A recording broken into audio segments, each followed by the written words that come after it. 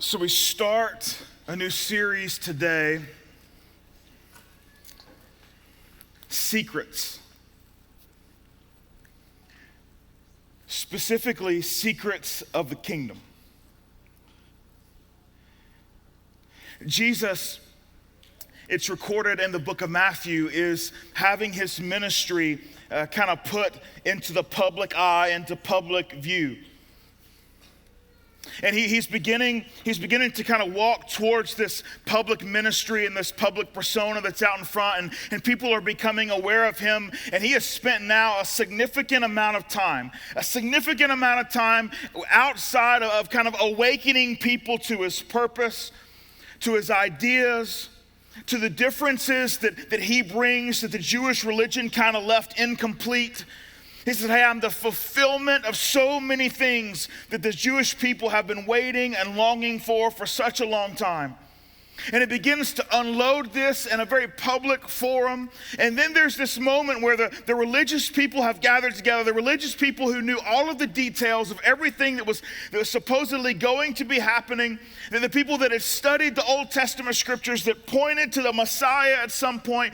He's talking with them, and they begin to question him a bit. They're listening to his teaching. They're seeing the enormous following that's being gathered to this Jesus, to this rabbi. And they begin to question. In fact, they go so far as to say Jesus is doing some pretty miraculous things. He's healing people, right? He's making the blind see. He's doing some incredible things that they hadn't seen come out of a Jewish rabbi. And then all of a sudden, everything changes. They're looking at him with a skeptical point of view, like, I'm just not sure if I'm ready. I'm not sure if I agree. I'm not sure if I can get on board. That's what the religious people are doing. And then finally, it breaks. Finally, it comes out. Finally, they make known their position. They say, hey, he does all of these things, these signs and these wonders, but let us tell you the truth. As leaders of the movement in religion for the Jewish people, they stand up and they say, let us tell you what's really happening here. You find it in chapter 12 of the book of Matthew. They say Jesus is actually aligned with Satan himself. It says, hey, the motives behind him, the power behind the miraculous acts, the teaching that he has, all of that is aligned with evil. And Jesus has a few things to say to them, which we're not going to get into a ton of that at this moment. There's a little piece before we get to this little teaching. But he has something to say back to them. Basically, just like you've lost your mind. I mean, how could I be for God and for Satan at the same time? A house divided against itself, it's just not going to work, right? And so clearly, if you look at the whole scope of everything that I'm doing, I am for Yahweh, for God, for Jehovah, that I'm for this new kingdom that's coming. But he recognizes, you know what, I'm probably not going to change their mind. They've made up their decision. The religious folks have said, you know what, here are my conclusions. You must be aligned with Satan. Now, they didn't have great proof. It was just that he had a larger following than they did, that he didn't have the pedigree that they did. He didn't have the education that they did. He didn't wear the fancy clothes that they did. And he said, hey, you don't belong in this priestly class. You don't belong as a leader. You don't belong having any kind of credibility, and you're aggravating our following. You're messing with my life, Jesus, is what they're saying. And so they begin to think, how can we discredit him? Oh, that's simple. He's talking spirituality. He's talking religion. Let's align him with the polar opposite of God. And that's when a switch flips. Jesus tells them that they are an adulterous generation. In other words, he's saying, you are being spiritually unfaithful to God. Think about that. He looks at them, he looks at the religious leaders, and he says, hey, you are being spiritually unfaithful to God. That seems harsh. And sometimes that seems incredibly accurate of who I am. a spiritually unfaithful to God type of person. And in light of that exchange, he says, hey, here's the deal. I'm going to die, and 3 days later, I'm going to resurrect. And this adultery that's happening in your spiritual lives, you're going to regret it. We pick up in Matthew chapter 13. It says this. That same day, Jesus went out of the house and sat by the lake. Such large crowds gathered around him that he got into a boat and sat in it, while all the people stood on the shore. Then he told them many things in parables. Now, prior to this, Jesus was just speaking plainly with them. He was like, hey, you want to talk about this? Let's talk about this. Hey, let me teach you about this particular way of living. Let me talk to you about this particular way of living. But all of a sudden, the people started to gather, these murmurings started to happen, and he was like, okay, they've made up their minds, they've determined who I am before they have a chance to listen to me fully, they decided what I'm about before they actually see what I'm about, and so I'm going to begin to tell them stories that they won't understand. Parables. We don't see parables this way, because Jesus is so kind that most of the time he gives us the meaning of the parable. And so we're incredibly lucky that on the backside we get to actually see what do the stories mean. But at the time, he didn't always share that openly and with everyone. And we're going to kind of look for the next few weeks at some of those stories. He didn't just share the meaning open with everyone. A parable is simple. It's a story on our terms that in theory will help us understand the desires of God. And so he begins there in Matthew 13. He tells a story. He tells a parable of a farmer. And that farmer, he goes and he takes some seed that he's going to plant for crops, and he begins to spread it everywhere. He's just throwing it, spreading it as far as he can, everywhere that he can go. And that seed, as he's spreading it, it finds 4 different types of ground that it falls in. The first one is the path. It's the place that everyone walks over and over again. It's like concrete, it's so hard, right? The well-worn path. And everybody's walked over it so many times that it's like cement that you're walking on. And it says that the seed didn't have anywhere to go because it hit that path and it just stayed on top of it. And so the birds came and it picked away at the seed until the seed was gone. And so the seed had no chance on the path. No chance. The second type of ground that the seed falls on is rocky soil. And when I think about this, I think about my little place where I park at my house. It's gravel, right? So there's a ton of rocks and you pull onto it. You can always hear, if you're hanging out inside, you can always hear when someone arrives, because as soon as they hit the gravel rocks, it goes, you know what I'm saying? It doesn't do that, but it does whatever it does. But that's what it sounds like inside. It's like an alarm saying, hey, somebody's here, you know what I'm saying? And so that's what I think about. And so the seed fell into those tiny little places on the gravel. And yeah, it sprung up. In fact, it grew quickly there. But it didn't last long, because eventually the sun came and the wind hit it. And in those harsh conditions, it didn't have any roots to pull nutrients and water from the soil. It was just in rocks. So there was nothing for it to pull from, and so it withered and died. The third one is it landed among the thorns, and it grew. It grew in the thorns, but the problem was the thorns were so thick that it strangled what it was producing. The thorns just overtook it. It actually, the seed there, it grew roots. It grew roots. It started to spring up, but there was just so much other stuff that it just choked it out. And the fourth was good dirt. It was good soil, it was good dirt. And when the seed fell into the good dirt, it produced a crop 100 times over, 60 times over, 30 times over. And then Jesus says something rather intriguing in Matthew 13:9. He tells the story, And then he concludes the story with this. We'll put it on the screen. He says this, whoever has ears, let them hear. He tells the story, whoever has ears, let them hear. And I'm like, what? I got ears. I'm wondering who didn't have ears in the crowd. Like the one guy, who, I don't know, maybe Peter, maybe he cut them both off. He was the ear guy. He was just like, I'm going to cut that one off and that one off. I'm going to keep them, put them in a jar. I don't know.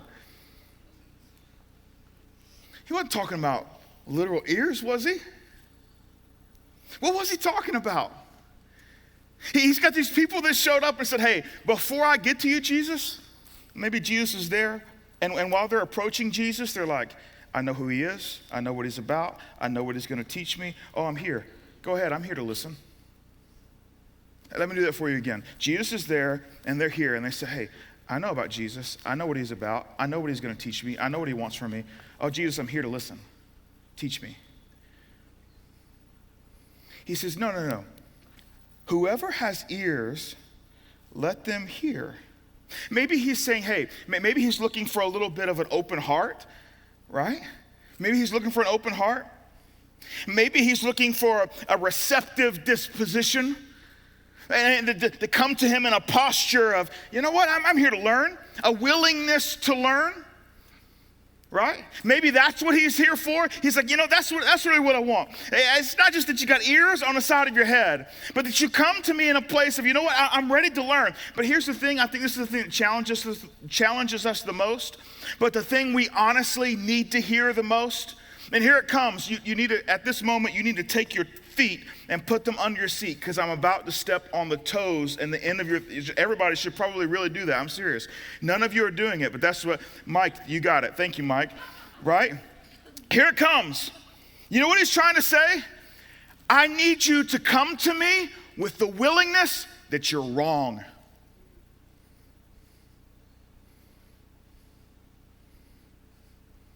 He says, I need you to approach me with the willingness to be wrong. Don't come at me where you have to already be right. What is the point of sitting at the feet of Jesus to hear him teach if we can't be wrong? What is the point of listening to the agent of creation, 1/3 of the Trinity, the resurrected King of the world, if we can't come to a place where we say, hey, I might be wrong about some things, and I'm here to learn? Jesus digs a bit deeper. I want you to hold on to that a second, and we're going to dig in because Jesus gives us a little bit of insight. Matthew 13:19, it says this, when anyone hears the message about the kingdom and does not understand it, the evil one comes and snatches away what was sown in their heart. This is the seed sown along the path. So Jesus is saying, in fact, what actually happens is everybody's kind of staring, after he finishes the story about the different types of ground and the seed being sown everywhere, everybody's kind of hanging around and sitting around and they're like, what is he talking about? What? Did you get that? And some people, you know those kind of people, they're like standing there thinking, actually, I know exactly what this is. Yeah, of course I know. I don't really know, but I'm just going to pretend like I know because everybody's looking at me. But then his disciples actually go to him and they say, hey, bro, you've lost your mind. What are you talking about?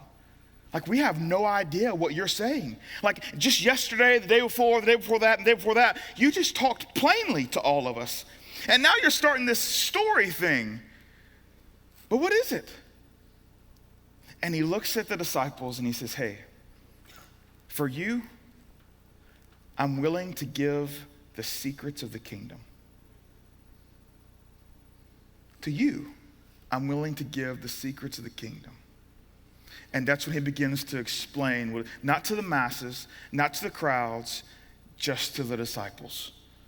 And he says, hey, when anyone hears the message about the kingdom and does not understand it, the evil one comes and snatches away what was sown in their heart. This is the seed sown along the path.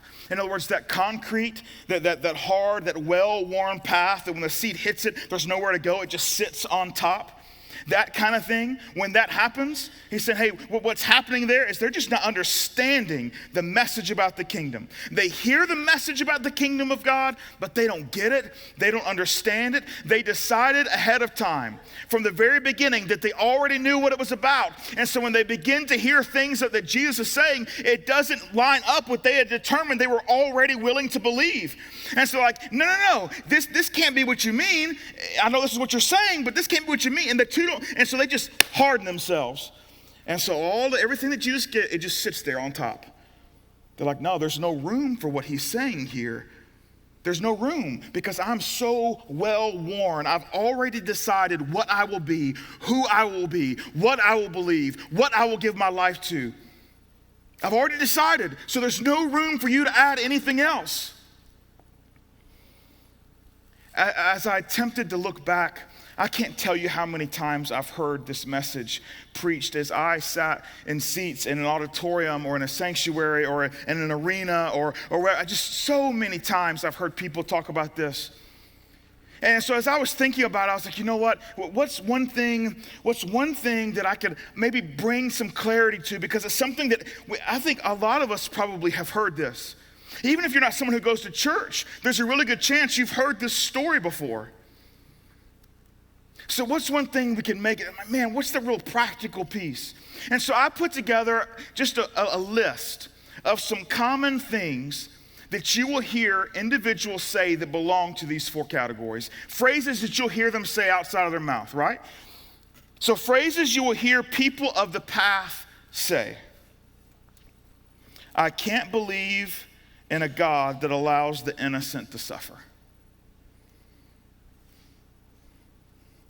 I know it's a tough one.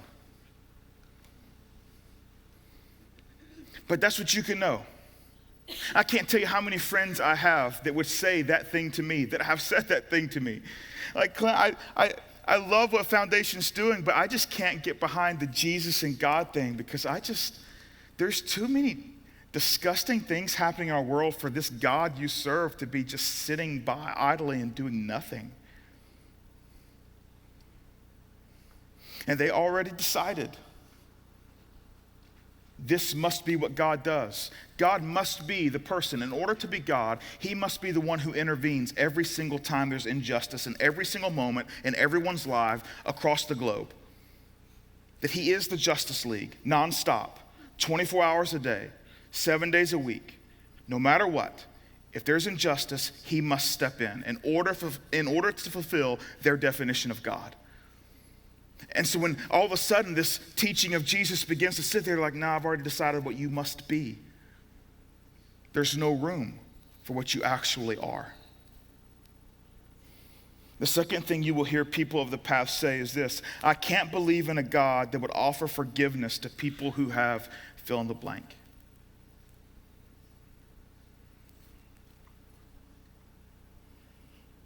You know, there's no greater hate in the world than to wish hell upon someone.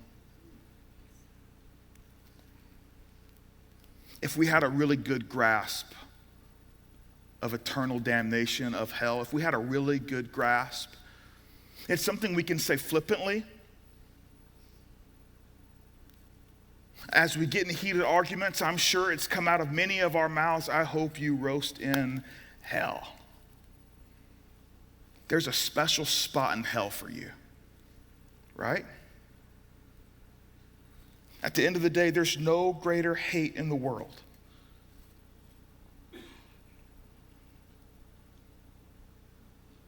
Jesus continues to explain Matthew 13, 20 and 21.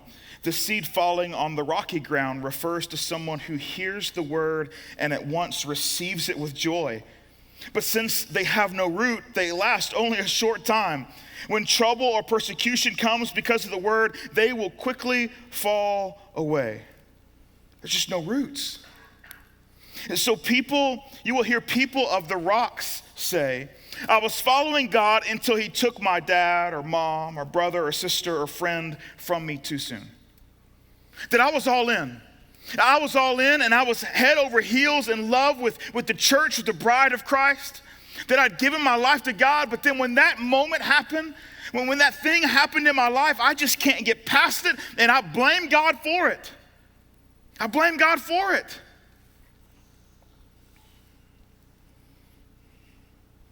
Or you'll hear them say, I'd given my life to Jesus until he wasn't there when I needed him most.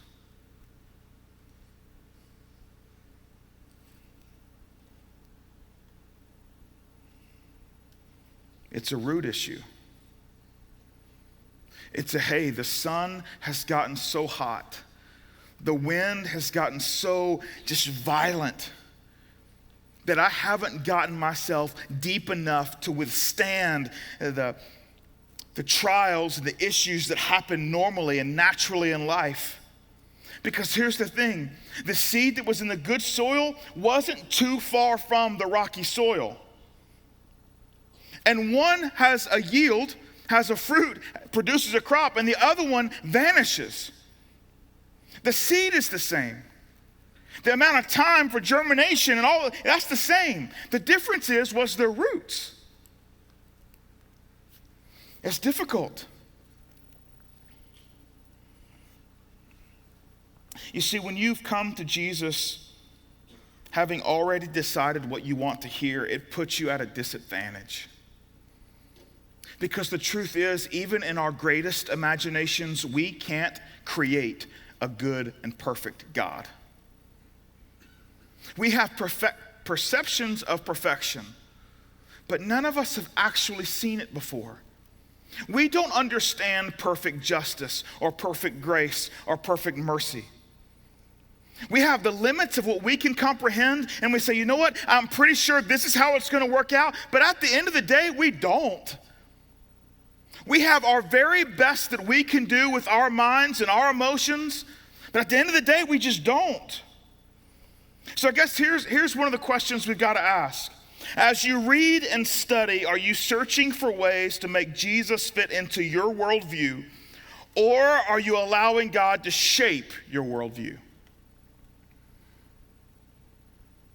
It's like what we're talking about from the beginning. Are you coming to Jesus with the ideas of, hey, this is what you must be in order for me to follow you? This is what you must allow. This is what you must believe in. This is what you must embrace. Or do we come in a place where we say, you know what? I might be wrong and I'm here to learn. I might have missed the boat on a few things and I'm here just to learn. Are we willing to be wrong? I'm telling you, I don't like to be wrong. It's one of my least favorite things on the planet. I'm like a terrible twos forever, you know? I just never get out of it. I never get out of it. I keep thinking that there will be a day when someone proves me wrong and I don't get super angry and frustrated, like, well, you know what, I might be wrong about this one, but I'm going to search and find something where you're wrong and I won't make it a bigger deal than my wrongness, you know? Or maybe I can just talk fast enough that everyone will forget that I was wrong and then I'll point their attention towards something else. I don't like to be wrong. And so me approaching Jesus, it's difficult for me, maybe not for you, but for me, it's incredibly difficult for me to go into a setting where I say, you know what, I want to open up the Word of God. I want to sit under someone wiser than I am. I want to sit and listen. I want to say, you know what, there's a really good chance I've got not a ton of years, 35 years on the planet, you know, and I've got my own personal experiences, my own baggage that I bring with me, and my own learning, my own education, all those things, I bring it all. But at the end of the day, if I sit in a place where I can say, you know what, just teach me a little bit. And you know what, there's a good chance I'm wrong. I'm wrong. Man, that makes all the difference. He continues, Matthew 13:22, the seed falling among the thorns refers to someone who hears the word, but the worries of this life and the deceitfulness of wealth choke the word, making it unfruitful. So there's thorns. It begins this showing fruit process, but it chokes it out. Did you notice that for this particular seed, it isn't the difficulties of the world that cause it not to bear fruit, that causes the choking, but it's the pleasures. Did you notice that? The difficulties of the world, they ruin you when you don't have roots. But the difficulties, they can't get you when you are deeply rooted in the ground, because you can weather any storm or season or drought when you have deep enough roots. However, when you have roots, when you have deep enough roots, it's not the difficulties that's going to throw you off your game as a follower of Jesus. It's the positive things that we take to the unhealthy degree that's going to throw us off, because it's then that our guard is let down. If you are a follower of Jesus and you are deeply rooted in your faith, then when storms begin to come in your life, you're like, hey, we're just going to batten down the hatches, we're going to board up the windows, and we're going to ride this thing out. And I know at the end of the day, the sun will come out tomorrow. And if it doesn't come out tomorrow, it'll come out the next day, and I'll withstand and weather whatever you've got. Come on, bring it. I can take it, because my roots are deep. But when things are going incredibly well, we're not in emergency mode. We're not in this survival mode. We're in, no, this is great, and life is incredible, and all these things. And that's when Satan realizes, hey, you know what I can't get to your roots, but I sure can get my hands around your neck when your guard is down. Phrases you will hear people of the thorns say is this: God says, I will be your provider, but what if what he provides isn't up to my definition of enough?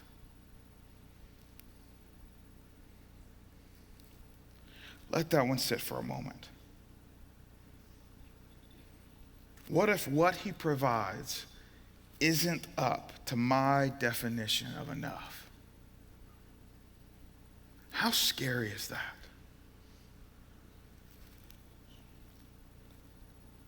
Or they'll say, what I have tells the world who I am.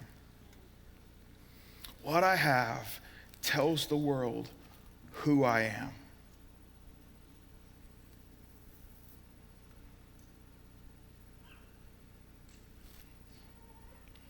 What if you flipped it? What if who I am will tell the world what I have? What if that was the way we lived? What if people noticed us for who we were before they noticed us for what we had? They'll say things like this: why would God want me to change my lifestyle? I am not hurting anyone.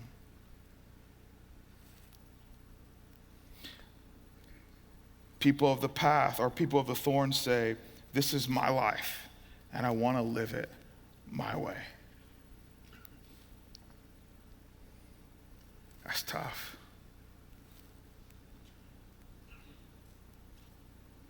He continues, 13:23, but the seed falling on good soil refers to someone who hears the word and understands it. This is the one who produces a crop yielding 100, 60, or 30 times what was sown. Did you notice he hears the word and understands it? Understands what? Understands that God is God, which means he has answers and I don't. Understands that troubles will come. There will be seasons of drought and high winds, and that's just part of life. They understand that the calling of God in our life is the greatest calling we will ever receive. Here are some phrases you will hear good dirt say. I don't understand why, God, but I trust you more than my desire to want to know. I don't understand why, but I trust you more than my desire to want to know. They'll say, God, I think you are wrong for allowing the innocent to suffer harm, but I know that Jesus came to make right every injustice, and in time, all will be put to right. They have an understanding that Jesus and God and the Holy Spirit are here for an eternity-long game. That just because injustice in the moment goes unchecked doesn't mean it will forever go unchecked. It just means that God has put in place an order and a system of things, and he is following by that order and system he's put in place. He gives us the opportunity to be part of that Justice League, for us to stand up in our community and say, you know what, this isn't appropriate. It gives us the opportunity to step into people's lives and say, you know what, this doesn't belong here. In fact, at the end of the day, we believe that as followers of Jesus, the Holy Spirit lives inside of us. And so when we say, you know what, this is happening in our world and God's doing nothing about it, 1/3 of the Trinity rests inside of the followers of Jesus. So the question is, maybe God's trying to do something about it, but we just keep saying, hush, not me. No, not me. Talk to somebody else. Go find somebody else to do your work.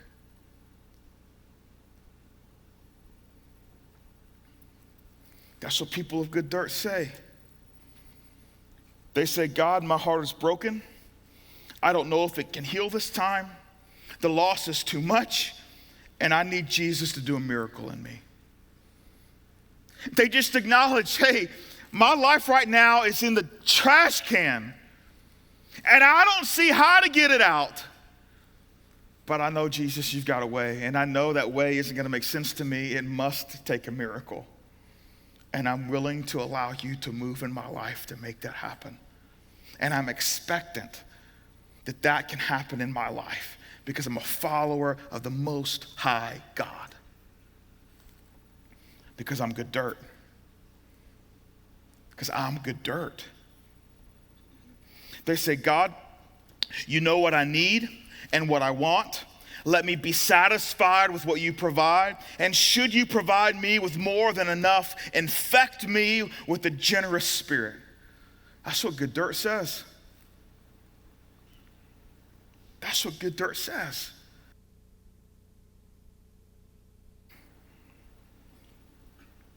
You know, typically the farmer takes the time before he plants the seed to make sure that the soil is ready to receive it. Not in the parable of Jesus. He probably spent time with the good soil, but the rest of it he didn't prepare. Why? And so any metaphor breaks down at some point, right? You can't take it to the nth degree and allow for it to continue. But let me just give you the open and honest reason why. It's because the soil decides what kind of soil it is. Let that sink in for a second. The soil decides what kind of soil it is. God doesn't determine what kind of soil you are. The enemy, Satan, he doesn't get to decide what kind of soil you're going to be. In this instance, you get to decide. If you got ears, why don't you go ahead and hear? Whoever has ears, let them hear. Whoever approaches me with a willingness to be wrong, whoever approaches me in a posture to learn, whoever approaches me in a, hey, you know what, I have some ideas about what I think you're going to be, but at the end of the day, I'm open, wide open, an open book for you to kind of do what you want in me, that I'll be your yes man. I will wake up in the morning and say, God, what do you have for me? And whatever comes out of your mouth, the response from me is, yes, sir. Okay, I'll do it. I'm not thrilled, but I'm going to do it. When that's what's happening, that's what we're chasing.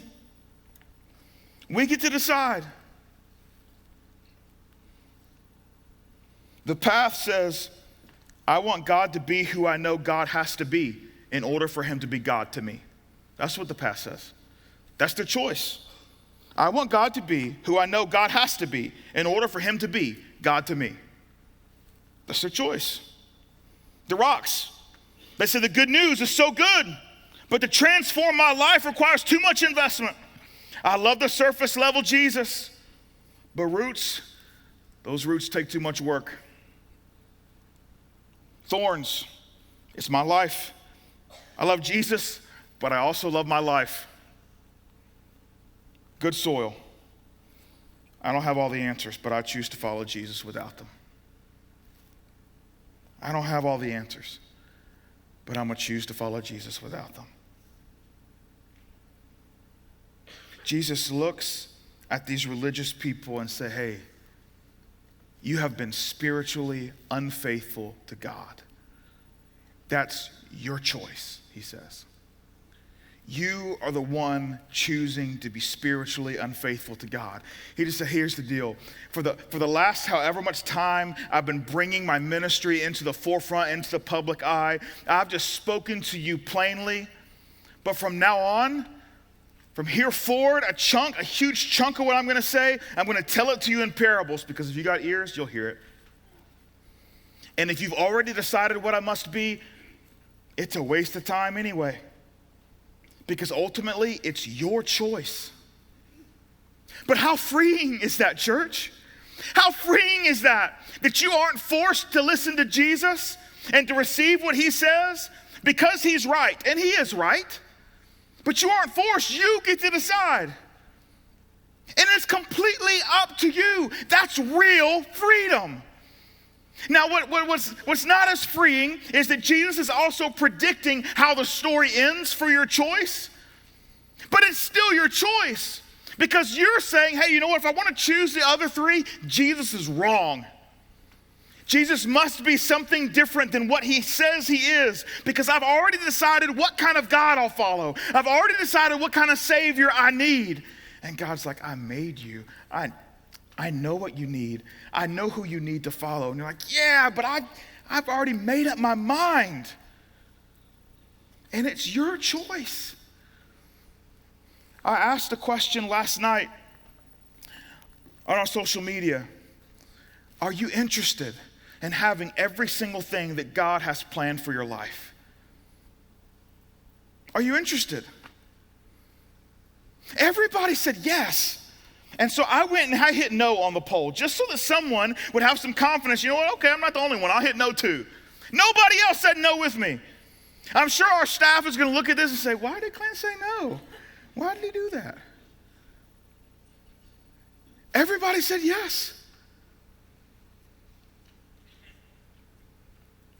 Be good dirt then. Then be good dirt. If you want to have everything that God has planned for your life, if you want to be the person that produces the crop of 30 and 60 and 100 times what was put into the ground, simply be good dirt. Don't decide before you have an encounter with Jesus who he must be. Don't decide that getting roots in your faith is too much work. And don't allow the incredible things that happen in our life to allow our guard down, that it chokes out who we are in faith.